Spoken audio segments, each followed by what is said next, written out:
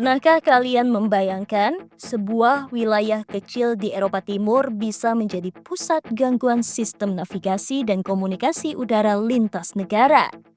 Hari ini kita akan membahas sebuah topik yang cukup mengkhawatirkan namun sangat penting untuk dipahami.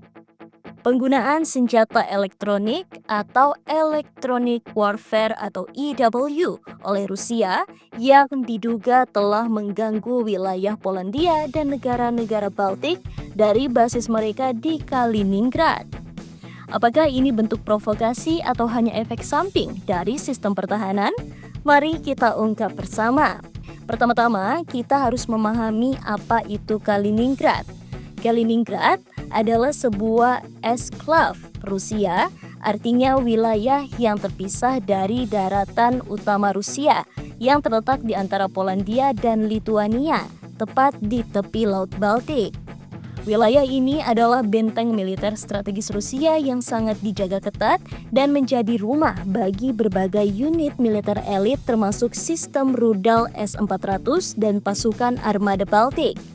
Tapi bukan cuma kekuatan senjata konvensional yang ditanamkan di sini. Dalam beberapa tahun terakhir, Kaliningrad juga menjadi pusat operasi perang elektronik Rusia, termasuk sistem yang dapat mengganggu radar, sinyal GPS, dan bahkan komunikasi sipil. Dalam beberapa bulan terakhir, pilot-pilot sipil dan militer di Polandia, Lituania, Latvia, dan Estonia melaporkan adanya gangguan sinyal GPS dan komunikasi udara yang signifikan. Fenomena ini bukan sekedar insiden biasa. Laporan menyebutkan bahwa puluhan hingga ratusan penerbangan mengalami navigasi yang terganggu saat berada di wilayah udara yang dekat dengan Kaliningrad.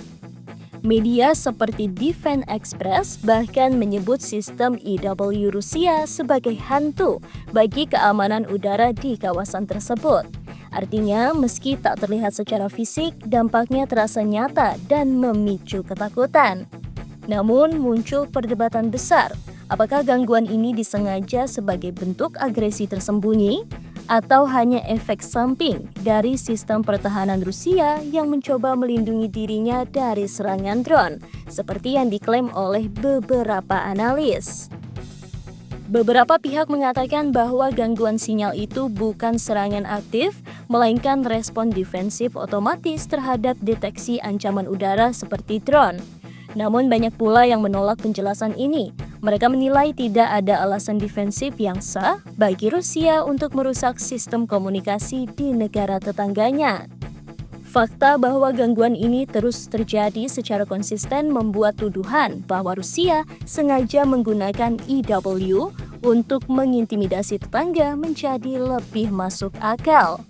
Gangguan semacam ini tentu tidak bisa dipandang remeh, bukan hanya berdampak pada penerbangan sipil dan logistik militer, tapi juga berpotensi menyebabkan insiden berbahaya di udara, termasuk tabrakan atau kesalahan navigasi.